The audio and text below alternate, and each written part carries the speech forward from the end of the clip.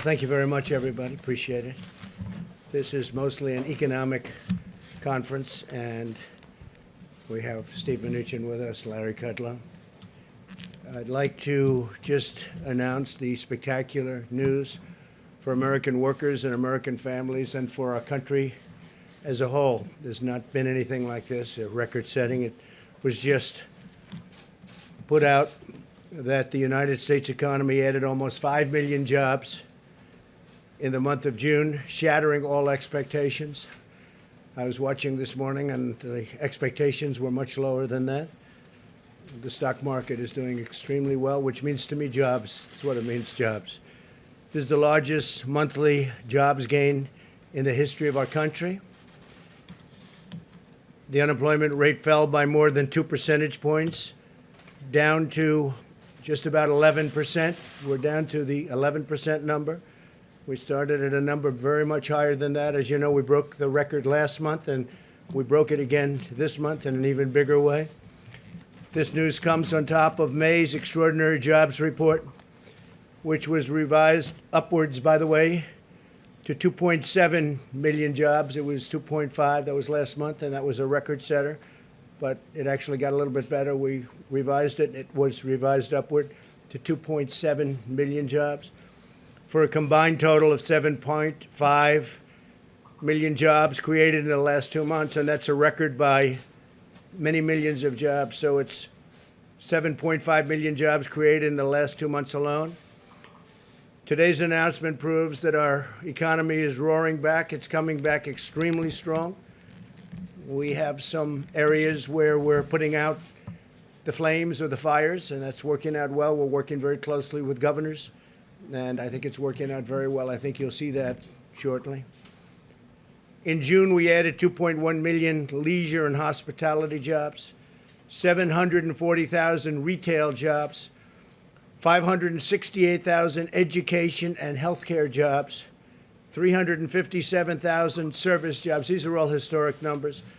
And 356,000 manufacturing jobs. And manufacturing looks like it's ready to really take off at a level that it's never been before, and a lot of that has to do with our trade policy, because we're bringing manufacturing back to our country, and these take a long time to get going, and they're now going. So these are historic numbers. I'm really happy when I see 356,000 manufacturing jobs, and that's just a small number compared to what it will be soon because of our great trade deals. African American workers, really happily for me, made historic gains, with 404,000 jobs added last month alone, and that's a record. And the second largest jump will be last month. And what we have, if you add the 2 months together, it's 700,000 jobs for African American workers added in the last 2 months, and that's a record by a lot. Likewise, Hispanic employment is up by 1.5 million jobs, a record by a lot. Hispanic employment up 1.5 million jobs. 3 million more women were employed in the month of June, a record. Never had a number like that. Workers with a high school education or less made the biggest strides of all. So people that have just a high school education or have less than a high school education. With unemployment, those without a high school diploma dropped a full 3.3 percentage points. That's the largest drop in recorded history. 80% of small businesses are now open, 80%. And we think we're going to have some very good numbers in the coming months because others are opening. And especially as we put the flame out, getting rid of the flame, it's happening. New business applications have doubled since late March. That's a number that is not even thinkable to achieve this early into a pandemic. The latest ISM manufacturing report rose 10 percentage points, with new orders jumping a remarkable 25 percentage points, all a record. Consumer confidence, which is great, that's a great number to me because that means confidence is really good. If you don't have good consumer confidence, it's like life. If you don't have confidence, you're not going to do very well. Consumer confidence has risen 12 points since April, and 6-month job expectations hit an all-time high. So think of that for a second. With all we go through, with all of the trials and tribulations that we read about every night, much of it totally fake news, fortunately. And if the consumer didn't get it, you wouldn't have good consumer confidence. We have consumer confidence has risen 12 points since April, an all-time high. Think of that. Retail sales surged an astonishing 18%. So retail sales went up an astonishing 18% in May. That's the largest increase in the history of our country. That's a tremendous number. 18%. The number of, and what it means to me is jobs, the number of unemployed Americans re-entering the labor force rose by 43%. And fewer workers are dropping out of the labor force than before. And the crisis is being handled. You know, if you look, we were talking this morning, something to think about. China was way early, and they're getting under control just now. And Europe was way early, and they're getting under control. We followed them with this terrible China virus, and we are likewise getting under control. Some areas that were very hard hit are now doing very well. Some were doing very well, and we thought they may be gone, and they flare up, and we're putting out the fires. But other places were long before us, and they're now, it's a life. It's got a life. And we're putting out that life, because that's a bad life that we're talking about. But all of this suggests that workers are confident about finding a new job. The stock market is soaring with the best gains in over 20 years. In the second quarter, the Dow Jones increased 18%. This is in a quarter, 18. These are not numbers that people have heard about. It's the best in 33 years. The S&P 500 increased by almost 20%, the best since 1998 for the quarter. And NASDAQ increased over 30%, the best since 1999. And we had a 50-month, if you look over a long period of time, a phenomenal number. But if you look since the election, we've gone up. The Dow went up close to 45%. The S&P 500 went up 47%. And NASDAQ Composite went up getting close to 100%. So these are numbers that are not numbers that other presidents would have, and they won't have it. The only thing that can kill it's a bad president or a president that wants to raise taxes. You want to raise taxes, this whole thing, your 401ks will drop down to nothing, and your stock market will drop down to nothing. This is not just luck, what's happening. This is a lot of talent. All of this incredible news is the result of historic actions my administration has taken working with our partners in Congress to rescue the U.S. economy from a horrible event that was formed, took place in China, and came here, and they could have stopped it. They could have stopped it. Nobody likes to write that, but they could have stopped it. They know it, and I know it. Through the Paycheck Protection Program, we've extended over $520 billion in loans to nearly 5 million small businesses, saving and supporting the jobs of tens of millions of American workers. This has been a tremendous success, levels that nobody's ever seen before. But we saved all of those jobs and all of those small businesses, and some will be large businesses soon, perhaps. We also rushed urgently needed relief to millions and millions of hardworking taxpayers. They got that directly, and we're working on a phase 4. We're working with Congress. That work has started. Steve Mnuchin can give you a little briefing. Talking about payroll tax cuts. We're talking about more money being infused. And it comes back to us. It comes back. It's all coming back. It's coming back faster, bigger, and better than we ever thought possible. These are the numbers. These are not numbers made up by me. These are numbers. We've implemented an aggressive strategy to vanquish and kill the virus and protect Americans at the highest risk, while allowing those at lower risk to return safely to work. That's what's happening. Our health experts continue to address the temporary hotspots in certain cities and counties, and we're working very hard on that, where the relationship with the governors is very good. We made a call, Mike Pence made a call just yesterday and said, what do you need? Not one governor needed anything. They don't need anything. They have all the medical equipment they can have. Thank you, U.S. government.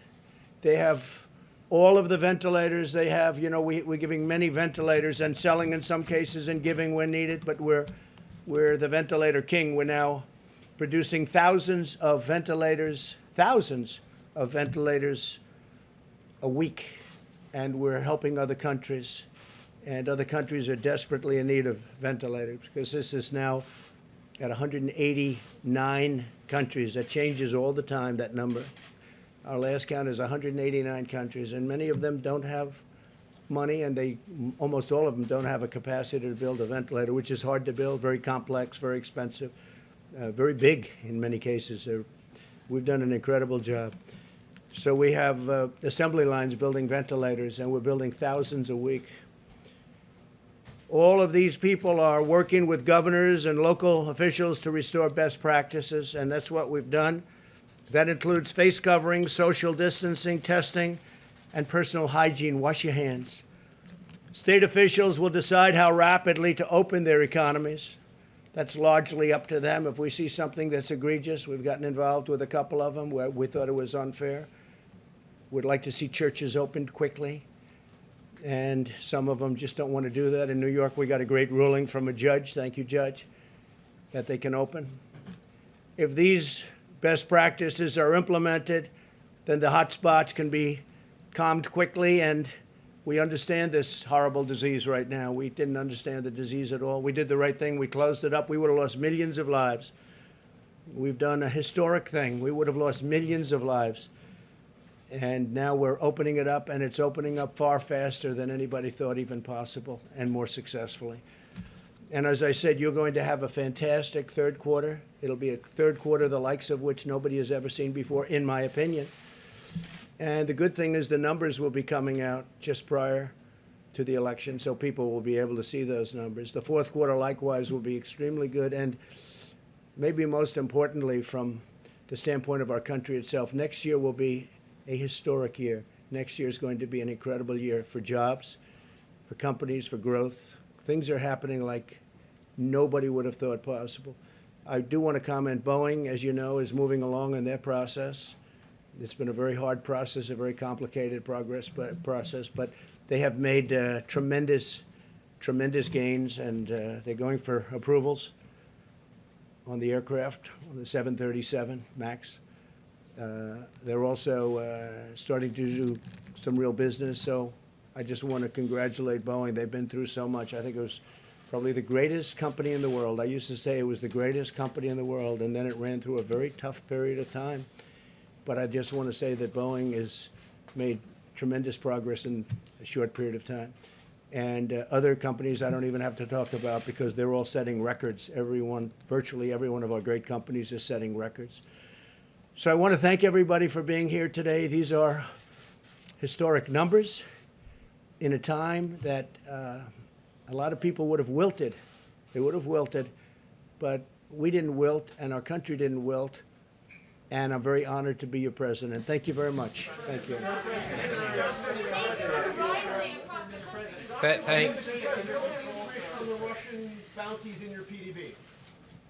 So let me just make some additional comments. And first of all, we couldn't be more pleased with the results today. Again, between this month and last month, that's about 8 million jobs, 8 million people we put back to work because of the CARES Act and working with Congress. I think, as you know, people thought we would have 30 million people unemployed. Fortunately, we never got to that. So 8 million jobs back, but our work is not done. Our work won't be done until every single American who lost their job because of COVID gets back to work.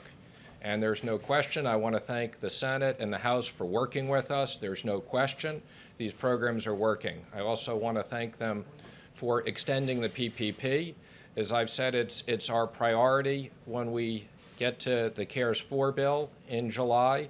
We will look to work with the House and Senate on a bipartisan basis to repurpose that money. We have about $130 billion left. There are going to be a number of businesses that are particularly hard hit, and we'll be looking to give those businesses additional money. So CARES 4 will be much more targeted for the businesses that continue to need work. But there is no question that this is working. And we look forward to continuing this progress. Again, I think 8 million jobs, really extraordinary. Now, let me just make one other comment. Director Kudlow and I are not wearing masks up here because we've both been tested this morning, okay? And that's the only reason, but even with that, we did social distance, so I'm pleased to see you're all wearing masks. I'm gonna let Director Kudlow make a few comments, and then we'll both be happy to take questions. Thanks, Stephen. Just briefly, underscoring these high-frequency indicators. You know, it's a difficult thing to do. We haven't had much experience with these pandemics, but I will say this. The Apple Mobility Index is a very important index. It's literally a real-time daily indicator, and we're not seeing any declines. It's still strengthening, even, I might add, in some of the southwestern states, which have difficult hotspots. Housing demand and housing surveys are just soaring. Automobile demand now expected for the third quarter, about 10 million plus production units. The trucking surveys look very, very strong. And the Dallas Fed survey, I don't recall if it was in the president's notes, because it's obviously in Texas, a bad hotspot. The Dallas Fed survey, which goes to the end of the month, has not yet shown any declines. Now, it may. I'm not going to rule that out. And I would say, as a general matter, these job numbers, as good as they are, erasing a third to a half of those who are unemployed, there's still a lot of hardship and a lot of heartbreak in these numbers. I understand that. And the economy is on its way back. We have a ways to go. I will, however, continue to reference the Congressional Budget Office, which is looking for a very strong third quarter and second half, and a number of private surveys and private forecasters who see the same story on the V-shaped recovery. And with good policies and leadership, 2021 can be a big bang year, and we will be able to get back to the peak levels of 2019. So I believe we're well positioned. I think we have a lot more work to do. I get that. And as Stephen mentioned, we'll see how the policy discussions go later this month. Thanks. Sure, go ahead. Mr. Secretary, are you concerned to see new unemployment claims rising? We're at 1.4 million layoffs last week, and that number is actually going up, not going down. Are you concerned about that? Well, let me just say again, I want to just say, we're going to be concerned till every single person is back to work. Now, when you look at these numbers, I think it's tough enough to predict economic numbers in normal times. In these times, you have to look at all these numbers in the entirety. So what I would say on that is there's a lag on the unemployment claims. I think you also know many of these states we said up front are completely backed up. So no, I would focus on the jobs numbers are the most accurate numbers, the trend of 8 million jobs back. But having said that, I'm concerned until we get everybody back to work. Obviously, this is good news today, no question about it. But it's also obvious that the crisis that is surging through Sunbelt states, record number of cases nationally yesterday, threatens all of these economic gains. Many states are throwing their reopenings into reverse. What additional actions is the administration going to take to stop that? Will the administration, and will the president specifically, call on Americans to wear masks? And why don't we have, rather than you guys celebrating good news that it's already happened, why don't we have the coronavirus task force up here giving briefings on how to get under control what is obviously not under control, as Anthony Fauci said this week? Well, let me just say, I am on the coronavirus task force, so I'm happy to answer a few of those questions. I can't comment on the schedule of briefings. I'm not aware of that. The president specifically put in his speech encouraging Americans to wear masks, social distance, and hygiene. because he's the President of the United States and people are not around him close, and the people who are around are tested. I don't think he needs to wear a mask. But the rest of us, absolutely, and the President supports wearing masks. I was at the House this week testifying. I'm sure you saw my picture with Chair Powell on the Wall Street Journal. I never thought we'd have a picture like that. But yes, we are encouraging Americans to wear masks. Now, unlike last time, as I've said, and yes, I realize the numbers of cases, we're monitoring that carefully. We're monitoring the hospital capacity. Let me just say I've been briefed on where we are on vaccines and virals. I'm very encouraged we'll have things by the end of the year. So yes, we're going to be careful. And I wouldn't say reverse. I would say the states appropriately are pausing certain things like bars and gyms, which obviously are the more contagious types of things. And I think the states are acting appropriately. Yes. Thank you, Mr. Secretary. John's question. There is, John. Look, Deborah Birx has been down in Arizona and Texas. So they have put a team in play, and CDC is doing more of that. And what they're doing is working with local officials, government officials, but health officials, to really re-emphasize what I call the list of best practices. And I think that will do the trick. And if you have to phase out, as Stephen said, if you phase out bars, so be it for a few weeks. I think some places might have been over-exuberant and now have to come back and get back to these best practices of distancing and masks and testing and personal hygiene. But Larry, the President just said a few minutes ago that we're getting this under control. It is obvious to anyone watching that it is not under control, and Anthony Fauci said so out loud this week. I think what Dr. Fauci said is that if people don't take these things seriously, Yeah. okay, that the numbers could continue to spike. So They're spiking right now. again, what I'd say is the numbers are up. We're obviously watching this very carefully. We think that there is the right balance, and we're working with the states on the health issues and the economic issues. We'll go to the next question. Yes. Mr. Secretary, there is a record number of new infections every day. Does the White House regret encouraging states to open as quickly as it did? And do you think some of that is backfiring? No, absolutely not. I think we've had a very careful plan, again, working with the states. This is primarily the states' responsibility, but working with the states. And again, I think there's plenty of places we can get people back to work safely. I can tell you in the Treasury, we're going to take more people back. We are social distancing. We're checking people's temperature at times. There is a safe way to reopen the economy, and we're going to do that carefully. Yes. Secretary, a lot of Americans are worried about what's going to happen with schools in the fall for kids, and there's a real economic argument that without schools, a lot of the workforce can't actually truly return to work. What is the administration doing about this? How are you working on it? Are there strategies that you're trying to employ here? We're working with schools and universities. Again, I think in most cases, schools will be able to open safely. Some schools will need to spend money. One of the things we'll look at in CARES 4 is if we need to give money to schools to properly equip their areas, I think that's something that will be high. Absolutely. We want to make sure that kids are safe, and that if there is money that schools need to spend to safely have people in classrooms, social distance, spread things out, change hours, these are all the things we're looking at. Mr. Secretary, can you assess the current need for American families in a Phase 4 bill? I mean, in the spring you said that a very big number was needed. What's the current need? I think it's too early to tell, and that's the reason why we're waiting. We've spent an unprecedented amount of money. We have authorization of $3 trillion. That's an extraordinary amount of money. A lot of that money is not in the economy yet. We're continuing. That's why we're extending things like the PPP.